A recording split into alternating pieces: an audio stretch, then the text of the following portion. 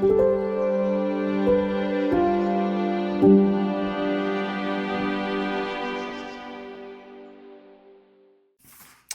morning, my dear friends. It's Wednesday morning, the 6th of Kislev, November 26, 2025, 5786. Welcome to our weekly Wednesday morning Tanya Shiur. We are studying Perek Daled, and we are up to the words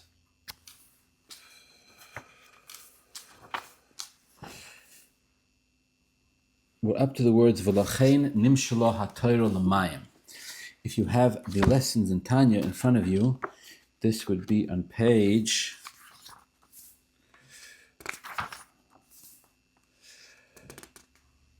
85. Second paragraph by the words V'lachein nimshalo ha'Torah l'mayim. So this Perek Daled, the Alter Rebbe is talking about the fact that the Nefesh Elokis has shlosh levushim, 3 garments. The 3 garments are machshava, dibur, ma'aseh, thought, speech, and action. In the case of the Nefesh Elokis, the 3 garments, thought, speech, and action, are used to study Torah, to study and understand Torah through thought, to articulate those thoughts of Torah verbally, b'dibur, and to fulfill all the other 613 mitzvahs, which are primarily, most of them are fulfilled either in action or in speech. There are a few mitzvahs which are called mitzvahs belev, which is mitzvahs that are fulfilled in a person's heart, like loving Hashem and fearing Hashem, etc. Those are few and far between. The vast majority of the 613 mitzvahs are fulfilled b'maaseh or b'dibur. In the case of limud Torah, with machshava, which is action, speech, and thought. Okay, this idea of action, speech, and thought, we talk about this, and we mention this every week. This is going to become a very seminal, very incredibly significant. It's going to become a great highlight in the study of Tanya in general, and Chassidus, of course, specifically, because at the end of the day, this is really all we can control. That's it. We can't control the weather. We can't control the politics. We can't control. What does it say? You can choose your relatives. You can. What is it? You can pick your friends. You can pick your nose. You can't pick your friend's nose. There's lots of things you can control. Actually, the vast majority of reality we cannot control. And then the only thing we can control is what we think, say, and do. That's it. So this becomes our avodah, which means if this is our avodah, if this is all we can control, it means this is all we're supposed to control. And the battle here primarily is going to be which machshava dibur ma'aseh to entertain. Do we entertain the machshava dibur ma'aseh of the Nefesh Elokis? Do we entertain the machshava dibur ma'aseh of the Nefesh Abamis? Right now we're talking about the machshava dibur ma'aseh of the Nefesh Elokis. Now the machshava dibur ma'aseh are called levushim. Levushim in the sense that they are the tachlis. They are the in the end, they are the actual manifestation of what the Nefesh Elokis is really all about. What is the Nefesh Elokis really all about? Connection to Hashem. How do you connect to Hashem? Through machshava dibur ma'aseh, through studying Torah and fulfilling mitzvahs, and so therefore they're called levushim. But we learned last week that we learned last week that actually, although we call them levushim, but when it comes to dissecting and understanding the Nefesh Elokis itself, in contrast to the machshava dibur ma'aseh, to studying Torah and fulfillment of mitzvahs, actually, there's a greatness, there's a superiority, there's an advantage in the actual Torah study and fulfillment of mitzvahs themselves, even above the neshama itself. It's interesting. We're not accustomed to thinking this way because the Rebbe has sort of instilled within us so deeply that a Yid's connection to Hashem is greater than Torah mitzvahs, right? Afal pishachota Yisrael, although even if a Jew has sinned, they're still a child of Hashem. The connection is unconditional, etc. And of course that's true, but that's true on the higher level of the neshama. And like we spoke last week, on levels of Chai Yechida. But the levels of Nefesh Ruach Neshama that we're speaking about over here, the lower levels of the Neshama, that level, it's true to say that the Neshama, quote, needs Torah mitzvahs in order to be connected to Hashem, close quote. Otherwise not. Without it, not. If you do a mitzvah, right, in that level, if you do a mitzvah, you're connected. If you do an Aveira, you're disconnected. Right? Now, compare it to the relationship between parent and child. If a parent fulfills the wish, if a child fulfills the wishes of the parent, Is the child and the parent connected? Yes. If they violate the will of the parent, are they disconnected? At some level, yes. Now, ultimately, are they disconnected? No. Ultimately, if the child violates the parent's wish, can they reconcile? Of course. At some level, do they even need to reconcile? No. At some level, the relationship remains perfect. But that's on a very deep level. Let's say on a conscious level, on an experienced level, human beings, in order to have a relationship, need to conduct themselves in a certain way. So this is true here with the level of the neshama that we're speaking about over here. That this level of the neshama called nefesh ruach neshama, it connects to Hashem through Torah mitzvahs, because Torah mitzvahs is higher than the neshama. Okay, I'm going again from the word v'lachein.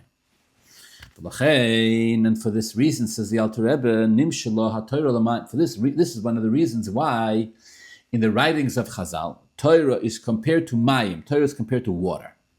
What do we want with connecting Torah to water? So we find many places in the Gemara that Torah is compared to water, based in fact even on Psukim. Right? The pasuk says very famously that when they put Yosef in the pit, it says v'haboy reik ein boy mayim. There was no water in the pit. The Gemara says there was no water, but there was Nachoshim v'akravim. There were snakes and scorpions. The mayim, again, being a mashal, being an analogy for Torah. You may find in many places this idea that Torah is compared to water. Now, on a simple level, why is Torah compared to water? On a simple level, it's compared to water for our sake, right? Because just as a fish, if it leaves the water, it immediately dies. Water is its source of life. So too, a Yid needs to know that Torah for us is water. We're like fish. We're like fish in water, right? The famous story with Rabbi Akiva. Rabbi Akiva said, if we stop teaching Torah, we definitely won't survive. If we continue studying Torah, if we continue learning Torah, we're in danger. But if we stop, we're like a fish out of water. So that's the simple reason why Torah is compared to water. Torah is compared to water for us, for our sake, because we're dependent upon Torah for our life, just like a fish is dependent on water for life. But here the Alter Rebbe gives a different explanation for why the Torah is compared to water, in context of our discussion that Torah is the Chochmah, the wisdom of Hashem, the Torah, the wisdom of Hashem as it has come down here. Because there's a question here. There's an unspoken question which the Alter Rebbe is going to address. What's the difference in the end, or at least at this point of studying, what's the difference between a neshama and Torah mitzvahs? A neshama starts off as being one with Hashem, and Torah mitzvahs start off as being one with Hashem. The neshama comes down into this world, and Torah mitzvahs also come down into this world. So what's the difference? Why is it that when the neshama comes down, and the neshama starts off as a chelak alakam imal mamish, and the Torah mitzvahs start off as chachmas l'ritzon shel HaKadosh Baruch Hu, and yet when the neshama comes down, we say that the neshama needs levushim. The levushim are machshava dibra ma'isa, studying Torah, fulfilling mitzvahs. And the Torah mitzvahs, when they come down, we say they're chachmas l'ritzon shel HaKadosh Baruch Hu, and they are higher than the Torah. In what way are they higher than the Torah? In what way are they higher than the Torah? It says Alter Rebbe like this. Give me 1 second, sorry.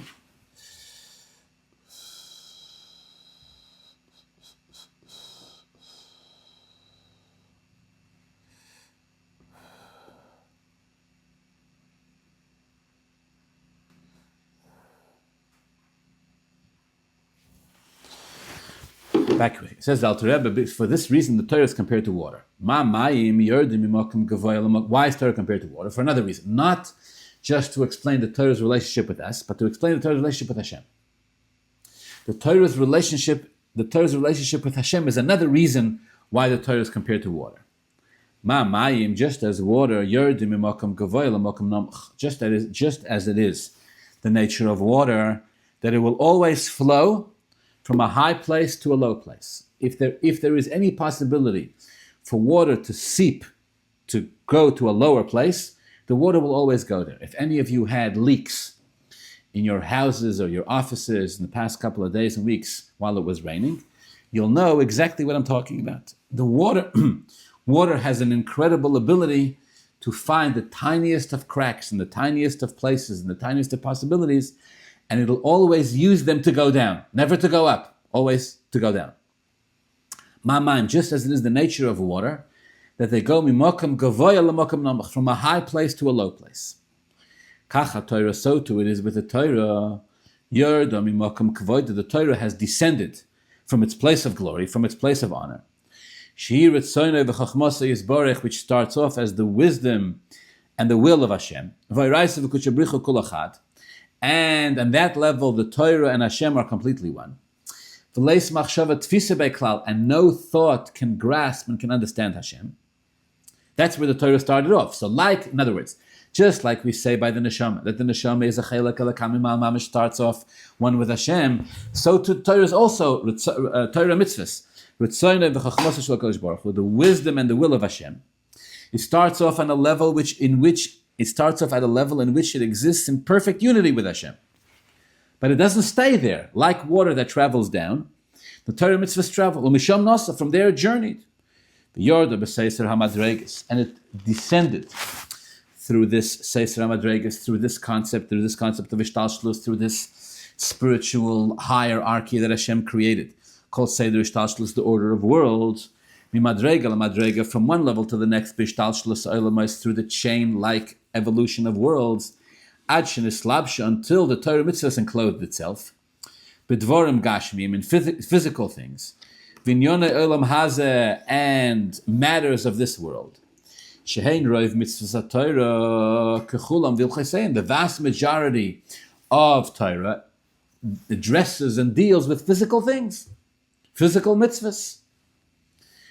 Even the Torah that we learn, Akaponim Nigla the Torah, the vast majority of it deals with matters of physical nature in this physical world. Zeroyim has to do with the halachas of things that grow. Moyed has to do with halachas of different time. Noshim is involved with all the halachas of marriage and divorce, nezikin, damages, kodshim, things in the Beis Hamikdash, taras, halachas of tumah v'tara. These are all dealing with physical things. And all of their halachas. Even the Torah.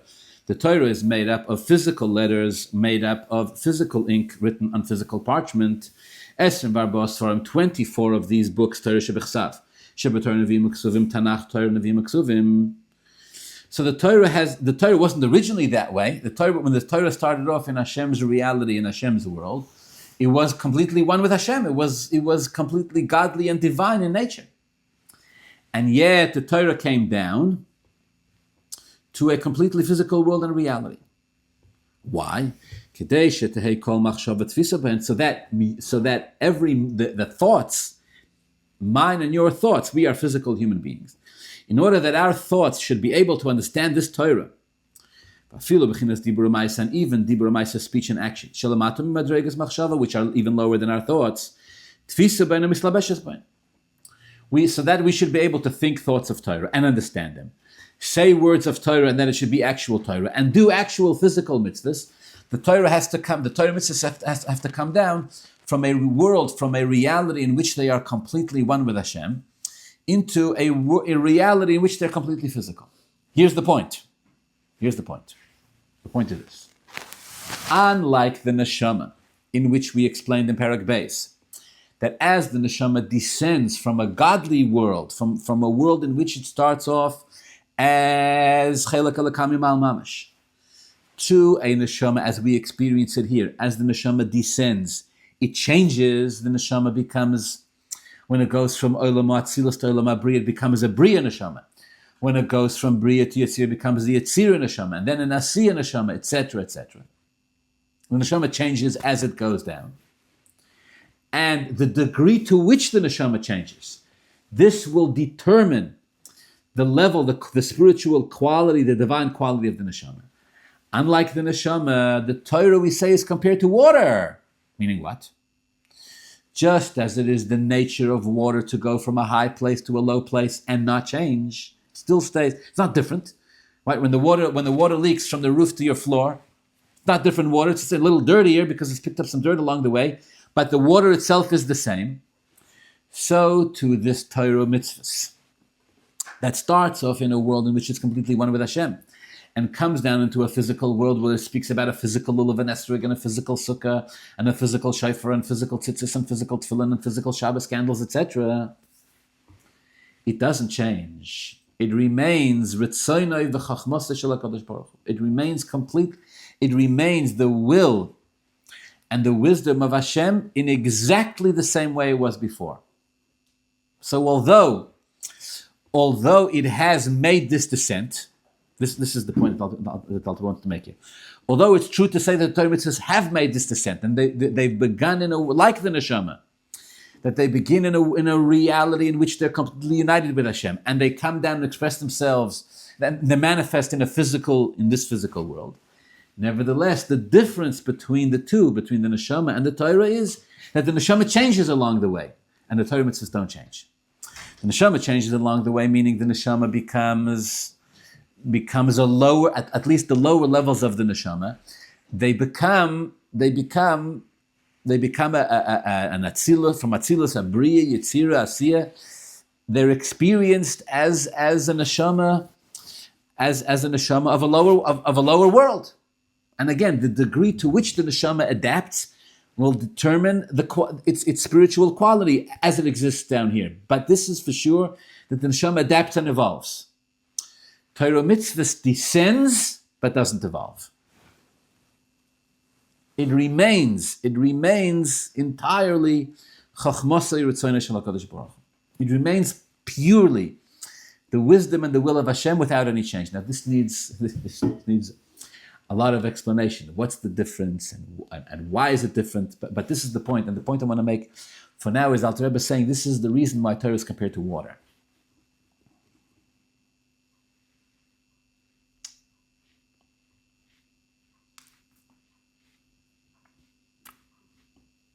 This is the reason why the Torah is compared to water.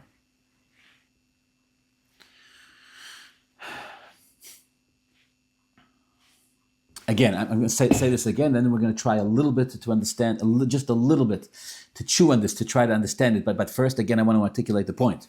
The point that Alter Rebbe is making here is that there's a significant difference between the neshama and Torah mitzvahs. Both of them start off in a state of complete unity with Hashem. Complete. Right? In the neshama's case, we use the words chelak elokam al mamish. In the neshama's case, we use the words chelak elokam al mamish. In the Torah mitzvah's case, we use the words ritzonei v'chachmasa shel HaKadosh Baruch Hu, the will and the wisdom of Hashem. The mitzvahs being the ratzon, the Torah being the chachma. On that level, Hashem's wisdom, Hashem's will and wisdom are in a state of complete unity with Him. Just like the neshama is a chelak elokam al mamish in a state of complete unity with Hashem. In that sense, they're the same. They're the same in the sense that they go from that world, a world in which they're completely united with Hashem, and their experience, their manifest, they show up in this physical world, in this olam hazeh hagashmi. They go through atzilus, bri, yitzira, tzia, etc. The whole thing. Each world has 10 spheres, and each 10 spheres is comprised of 10 hundreds, thousands of levels, and they end up over here in Los Angeles, Ir HaKodesh. In that sense, they're the same. Their point of origin and the point of destination are the same. But the difference is that the neshama changes along the way, evolves. Torah mitzvahs don't. Torah mitzvahs remain pure, ratzon and chochma shel HaKadosh Baruch Hu, exactly the same as they were when they were in a state of unity with Hashem, as in the point of origin. V'lochein nimshela Torah l'mayim. For this reason, Torah is compared to water, and the neshama is not compared to water. And the neshama has other things it's compared to. But you wouldn't say about the neshama that it's compared to water.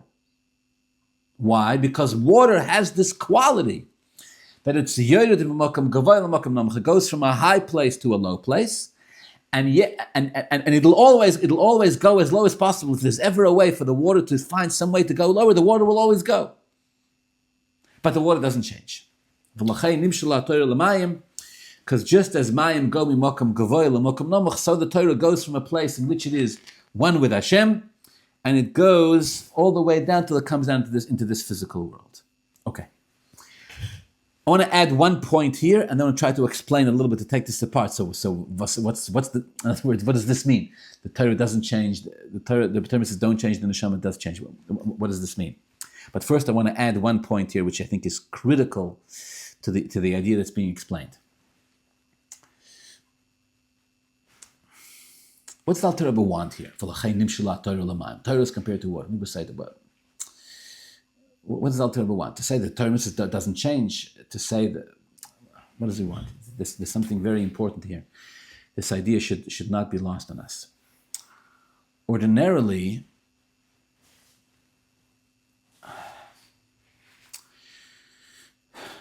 we think of Hashem giving us the Torah, right, as Hashem taking something and giving it to us. The Torah existed beforehand in heaven. The Malachim, in fact, pleaded with Hashem. The Malachim said to Hashem, don't give the Torah to Mo'enesh Kisiskerena, right? The Malachim said to Hashem, don't give the Torah to the Yidden. Don't give the Torah to human beings. Hashem insisted. No, he's going to give it to us. Hashem takes the Torah as it is over there, right? Like an object. He takes the Torah as it is over there and puts it there. If I give you a pen, right? If I give you a pen, so the pen is first by me, now the pen is by you. And not only that, but we say Torah loy b'shamayim hi, right? Torah loy b'shamayim hi, which means, again, however you're going to explain this, Torah is no longer in heaven. Hashem gave the Torah, took the Torah that was in heaven, and He gave it to the human beings. He gave it to the Yidden say the Gesundheit. Here the Alter Rebbe is adding something. It's an incredibly important point. It's not just that Hashem took the Torah as it was in heaven and gave it to people. No. Torah is compared to Mayim. Ma mayim yordim mimokim gavoya lamokim namuch. It's the nature of water. It's the nature of water that it goes from a high place to a low place. In other words, it's not that the Eibishter, so to speak, has to take the Torah from pick it up in one place and put it in a different place. No.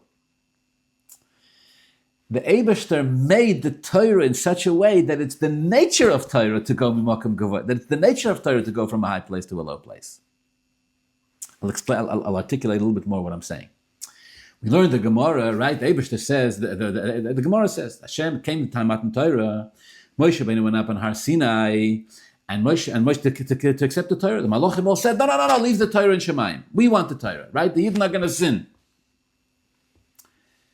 Hashem gives the Torah anyways. So how do you normally understand it? It was a debate, right? There was a debate.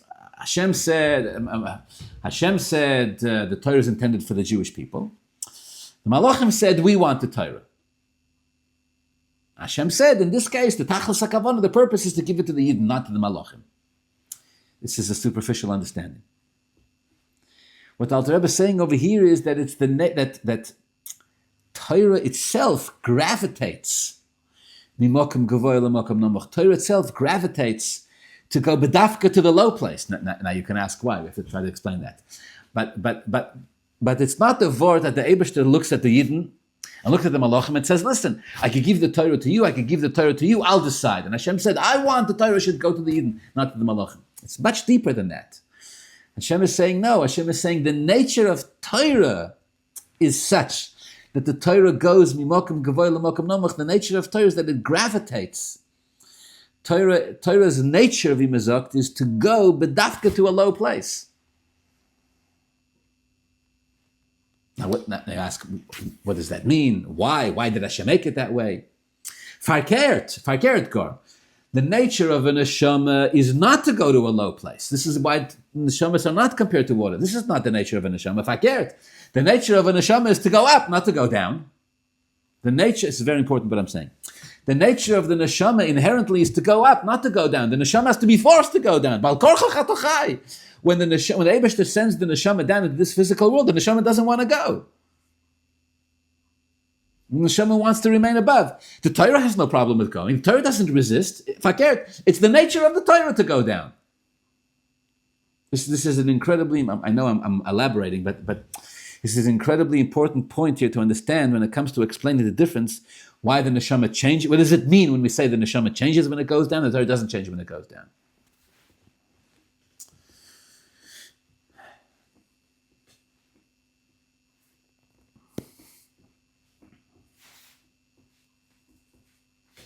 Okay, so to explain the etzem idea, to explain the idea itself, here's how there's many ways to explain it, and you have this concept in Chassidus and the Rebbes Sichos, many places. I'm giving mamash one way, just mamash one way to explain what's the difference between this. So last week, right? not this past Shabbos, Shabbos before, was the Kinus HaShluchim. All the Shluchim go in from all over the world. The Rebbe wanted it very much. Take a picture, by the way, which the Rebbe also wanted. Incredible. Now, this Kinus HaShluchim started in the 80s, right? The Rebbe started this. I mean, back then, I think in 1983 or 1984, when it first started, of course, the group of Shluchim was much smaller, much smaller. But this was something the Rebbe wanted. And they would come always, if I understand correctly, the Shluchim would come in always Shabbos Mevorchim Kislev, the Shabbos before Rosh Chodesh Kislev. And of course, there was always a Fabrengen, every Shabbos Mevorchim. As long as the Rebbe could, the Rebbe Fabrenged. This started, by the way, even before the Nesius, even before the Rebbe formally accepted upon himself the position as Rebbe. The Frierdiker Rebbe told him that he should Fabreng Shabbos Mevorchim, and so the Rebbe always did it. In fact, there were times when this is not spoken about so much, but there were times when the Rebbe was displeased with what the Rebbe felt was the lack of attention or the lack of significant attentiveness of the Chassidim to his Fabrengens, and so the Rebbe Fabrenged less during those times. And the Rebbe always said that no matter what, Shabbos Mevorchim, he has to Fabreng because he's, quote, Mitzuva v'oimet. He's been instructed to do so by the Frierdiker Rebbe, so there's always a Fabreng in Shabbos Mevorchim Kislev. Kinus HaShluchim, the Rebbe would always Fabreng, first of all, because it's Shabbos Mevorchim, and second, and always the Rebbe would speak about the concept of Shlichus. Okay. In order to explain, to articulate the concept of Shlichus, the Rebbe would often contrast it to the concept of avdus. I'm going to translate and explain what I'm talking about. But basically, the idea is when you want to explain an idea, when you want to explain something, it's always helpful to show contrast, right? You can talk about the color black. I mean, I can explain to you blue in the face, but what's meant is when you contrast it with the color white, this is it. Even from an intellectual perspective, it gives things. It sort of gives the understanding, the explanation of it, takes it to the next level. So in articulating and discussing the concept of shlichus, the Rebbe would often contrast it with the concept of avdus, the difference between a shliach and an eved. Now, first, just definitions. What is shliach and an eved? A shliach is an ambassador. A shliach is usually translated as a messenger. An eved is, for the sake of this conversation, an eved is a servant, or an eved is a slave. What's the difference? In both cases, these are individuals that are dispatched, that are sent by someone for a particular purpose. And in both cases, the person who's being sent represents the one who sends them. Right? The shliach represents the mishalech, the one who sent him. The eved serves as an eved to service the one who has sent him. In both cases, it's someone else. And in both cases, it's another person acting as an extension of the one who sent them. Right? The Rebbe, of course, will always connect this. Pashas Chayei is the very famous story where Avram sends Eliezer to go and find the shidduch for Yitzchak. So it was, it's a long discussion. Is Eliezer exactly a shliach? Is he an eved? Eliezer refers to himself as Eved Avram Anochi. I'm an Eved of Avram. Eved of Avram, the Rebbe sometimes explained, an Eved is not a shliach. In other cases, the Rebbe said Eliezer is the first shliach. I don't want to get into that now. But what I want to bring out this idea that there's a difference between an Eved and a shliach. Okay, so what's the difference? The difference, the way the Rebbe would explain it is like this. An Eved, and by the way, I should highlight, in both of them, in the language of Chassidus, both of them have what's called bittul. Both of them have a sense, bittul is difficult to translate, but bittul is a sense of nullifying the self for the one who sent them, the shliach and the eved. But there's a very important difference. Try to explain a little bit what it is. So the difference is like this. The difference is, let's start with an eved. With an eved, the idea is that the eved is supposed to nullify themselves to the point where they become completely transparent. An eved is supposed to nullify themselves to a point where they're completely transparent. The eved is supposed to be an existence, so to speak, of non-existence. the expression the Rebbe would quote from the Rishonim concerning an Eved is that the Eved serves ki yode arichte dami. He's like the extended hand, the extended arm of the Adon, of the one who sent him. Whatever he's doing, whatever the Eved is doing, is attributed, whatever the Eved is accomplishing, is attributed to the one who sent him, because the Eved has no significance. If the Eved has any significance of his own, then he's missing the point of the Avdus.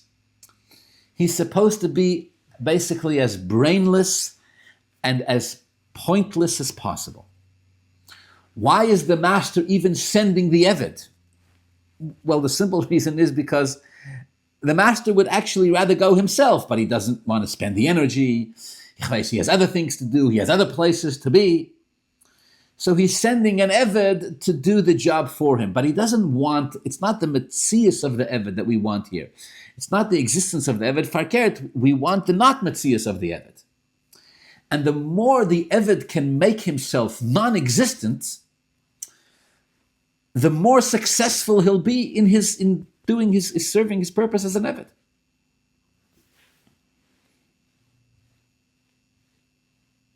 Many mashalim for this. The one I love the best is the mashal where the king, at the end of the day, before he goes to sleep, he takes his crown and he hangs it on a nail on the wall. The king, before he goes to sleep, he puts his crown on a nail in the wall. He doesn't give it to one of his helpers. He puts it on a nail. Why? Because if he gives it to one of his helpers, the helper will try the crown on his own head, and by the time the night is over, the helper will feel like he's the king. The nail on the wall is not going to get any ideas. An Eved needs to be, again, I don't mean this in a derogatory sense, I mean the idea. The Eved needs to be as brainless as possible.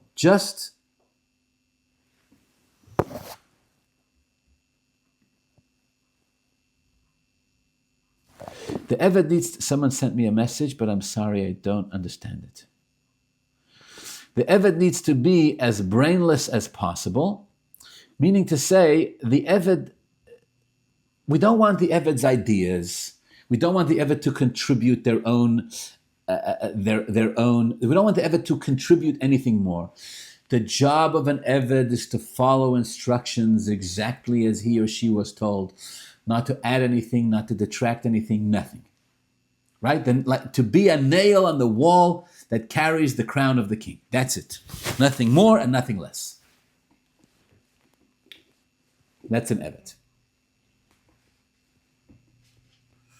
The Eved's not supposed to problem solve on their own. None of that. Okay. On the other hand, you have a shliach. What's a shliach? A shliach is not an Eved. Now, a shliach is a shliach connected to the one who sent them? Yes, of course. Does a shliach represent them? Yes, of course. We even say shlucha shel adam kemoisei. But in the shliach's case, we don't want the shliach to go ahead and brainlessly just follow instructions. An Eved is a typewriter. Right? What's the function of a typewriter? The function of a typewriter is not to figure out what needs to be written, right? The function of a typewriter is just to write it out. Just a machine that executes, a merkava, just a machine that executes the will of the one who's writing. What about a shliach? A shliach is an ambassador. The shliach, the Rebbe would say, is supposed to use his eser koichas hanefesh. Right? Because shliach plus 10 is gematria Mashiach, which means when the shliach goes, we don't want him to brainlessly just do what the one who sent him. No, the shliach needs to innovate. And the shliach needs to contribute his own ideas. And the shliach needs to carry his own personality. The shliach can't be a nail on the wall. If a shliach is a nail on the wall, then he's not going to be able to do his shlichus. The shliach needs what the Gemara calls kav shaloi. That means the shliach needs to be motivated and to feel that he's taka motivated himself. Okay, says Chassidus. So what does that mean? that the shliach experiences less bittul than the eved, that the eved is bottle and the shliach is not?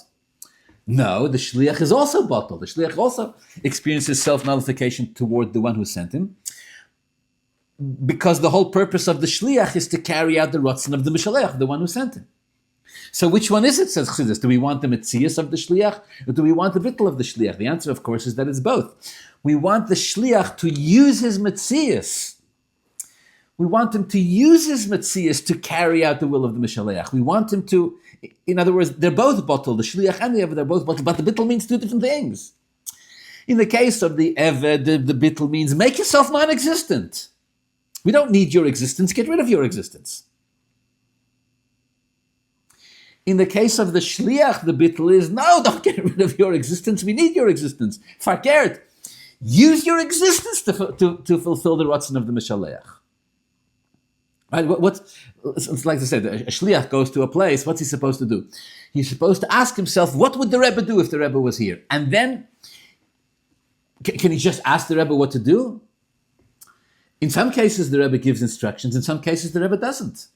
The Rebbe says, "Fakert, you're the shliach. You figure out."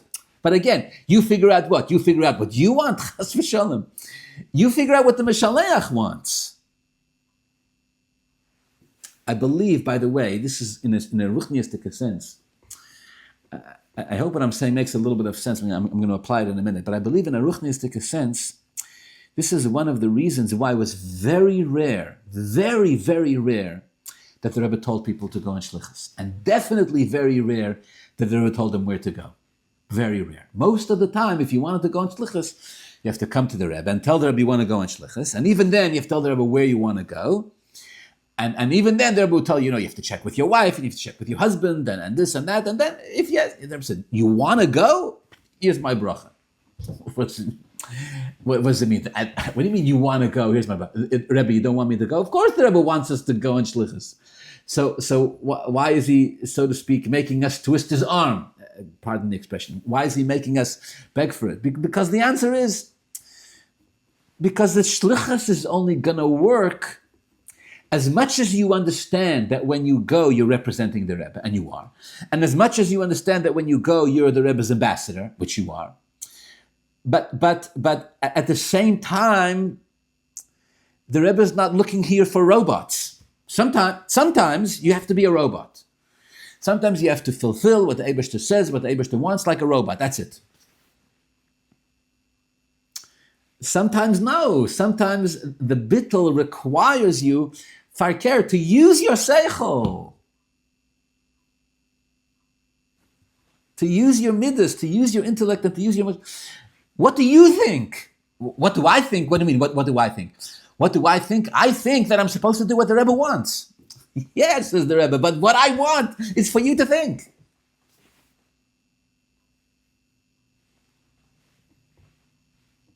I have to tell you an amazing story.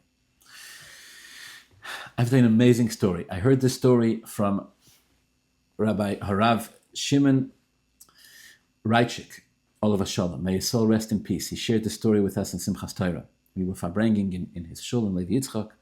So Malichtike Gan Eden. It was a beautiful avarim of farbringen, right? As only Rabbi Reichik Olav Shalom could farbring. And he told us the following story. It's an amazing story. Bear with me.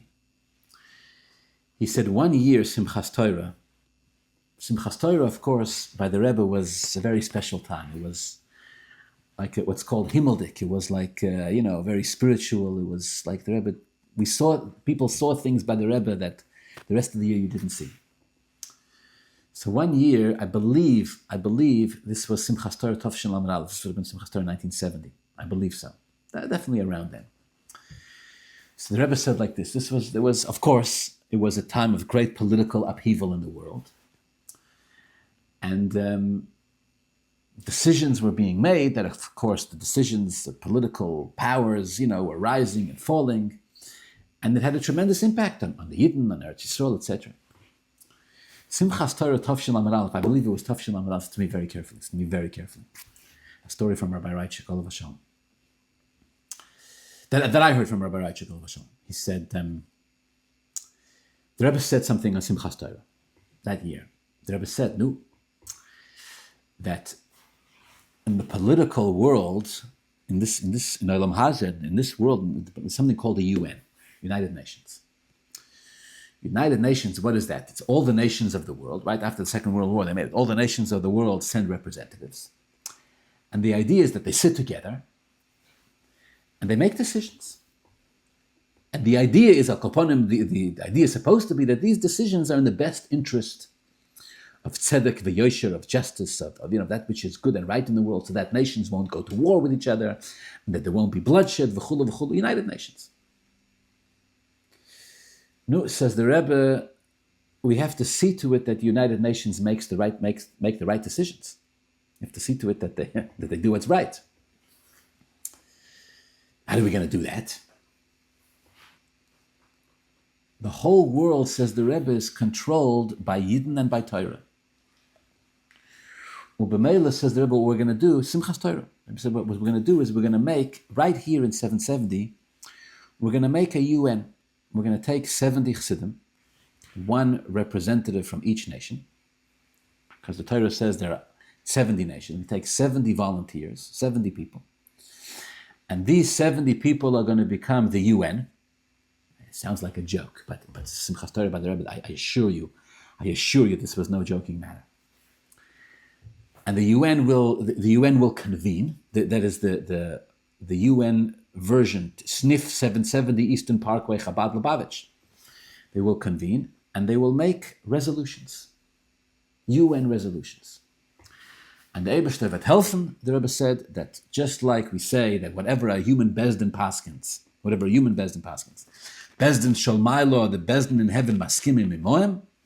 So whatever the UN here in 770, Lubavitch, Chassidim, Tov Shalom and Aleph will paskin, in heaven, in Shemayim, they'll announce that this has to be put into action, and the UN, in the physical UN, the political UN, will have to follow whatever it is resolutions are paskin by this UN that's going to be comprised of 70 Chassidim here in 770.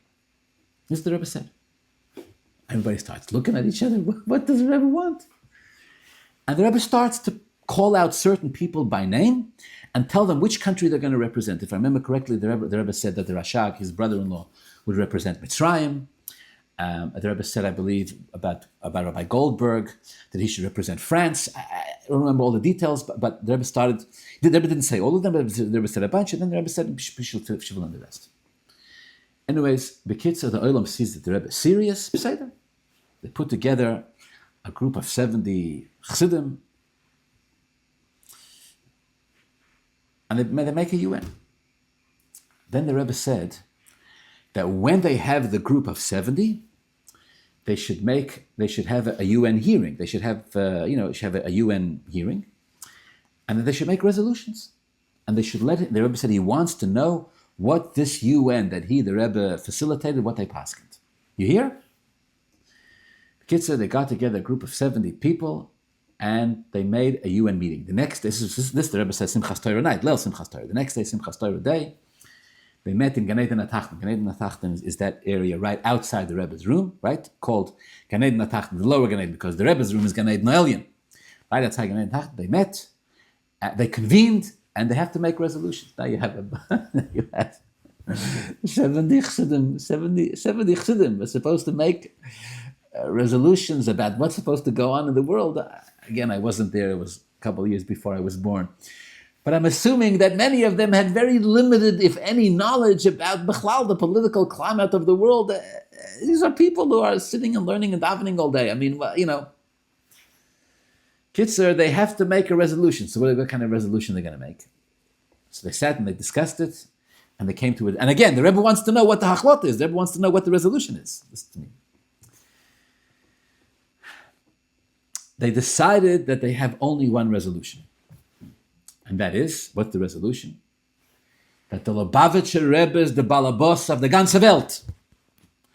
That the Lubavitcher Rebbe is the ruler, is in charge of the whole world. And whatever he decides, whatever he wants, whatever he says, Kein Yokum, so shall be established, and so shall be.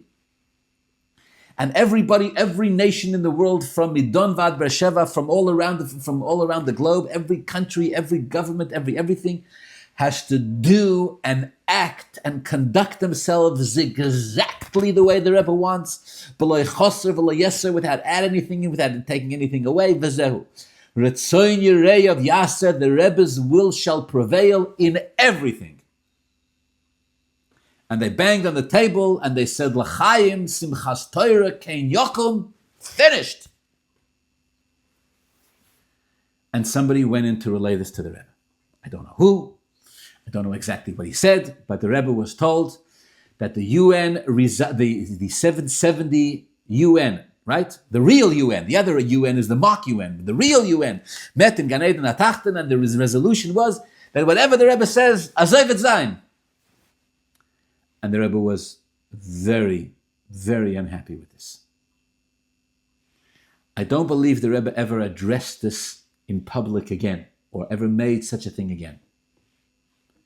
But the Rebbe was completely and utterly disappointed. I'll tell you the words as I heard them from Rabbi Reichik. He said, the Rebbe said, quote, "Sis winziger wie 24 Show, was megitach balabatischkeit über die ganze Welt, und warft es weg." Translation, the Rebbe said, it was less than 24 hours after I gave you the rulership over the whole world, and you threw it away. End quote. That's the story. Now, what does it mean? I'll tell you, I'm running low on time. I'll tell you very humbly what I mean, what I think it means. In this case, the Rebbe was saying, you think the Rebbe need you to tell me that I'm the Balabasi with the ganze Welt? You think I need you to remind me what I have to do? The Rebbe said, I employed you, so to speak. I made you my ambassadors. I made you my UN. I wanted you to actually make resolutions. You were supposed to not throw away the Balabatischkeit. You were supposed to actually process this, figure out what I want, and make resolutions. Eretz Yisrael should be stronger, and nobody should negotiate with terrorists, Rahman al-Islam. And all this, those nations, those empires that oppress and that abuse and then kill people, Rahman al-Islam for no reason, they should be destroyed. Come on, says the Rebbe. I empowered you to actually make these kinds of resolutions, and instead you threw the whole thing back to me. Basically, we're saying, that's not the help that I need. You're giving me the wrong type of help. Don't be my typewriters. Don't be my nails in the wall. The Rebbe said, I wanted you to actually process this and work with your heads and figure this out. Whoa, so why did the Rebbe take such gross Chassidim who didn't know what in the world was going on? What do you mean, why? That was the whole point. To take these types of people who are completely enmeshed in a world of Ruchnius and Elokus, and fakir, they, as the Rebbe's emissaries, as the Rebbe's ambassadors, they should look at the world from a Torah perspective, from a Chassidus perspective, and they'll know what it is to do. With the Rebbe's brachas, of course, with the Rebbe's koyach, of course. It's a very significant difference. Sometimes the avodah is fakir, get rid of your seichel. Nobody asked you. Just do what you're told, and that's it. Sometimes the avodah is fakir, use your seichel. Imagine a person will sit down to study Gemara. Right? Imagine a person will sit down to study Gemara and say, listen, it doesn't matter whether I understand what says in the Gemara or not. What's important to know is that the Gemara is the Ratzon Hashem. Chas v'sholem. Chas v'sholem. The Ratzon of Hashem is that you should understand Gemara. And if you don't understand the Gemara, you have to say, I don't understand. Now imagine a person opens a Sefer Torah and says, listen, I don't think it should say this, I think it should say that. That's how I understand. Chas v'sholem, you can change a Sefer Torah. But I don't understand. It's not about your understanding. And so I'm trying to say, sometimes it is about, sometimes the avodah is to be an eved, in the Rebbe's Oasis. Sometimes the avodah is to be an eved. To be an eved means be mavatal yourself where your metzias doesn't play a role. Sometimes the avodah is to be a shliach. When you're a shliach, the avodah is not to get rid of your metzias, fakert. To use your metzias, to take your metzias to fulfill what it is that the Rebbe wants. Okay. Let me wrap up. Said the Alter Rebbe said, I believe this is a way to understand what the Alter Rebbe is saying, the difference between a neshama and Torah mitzvahs. Let's start with Torah mitzvahs. Torah mitzvahs says Alter Rebbe, Lo cheinim shelo Torah l'mayim.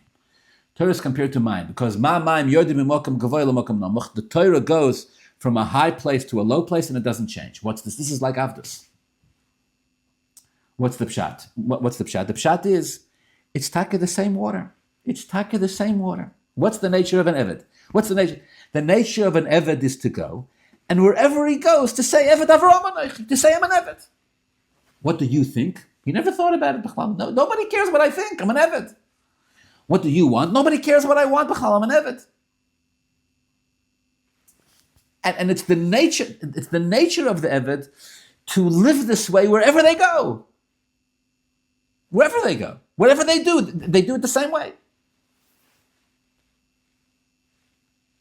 In the case of Torah mitzvahs, the pshat is it's the rotzen and the chochmah of Hashem. It's the rotzen and the chochmah of Hashem. Wherever it goes, it's the rotzen and the chochmah of Hashem, nothing else. And neshama is not the same.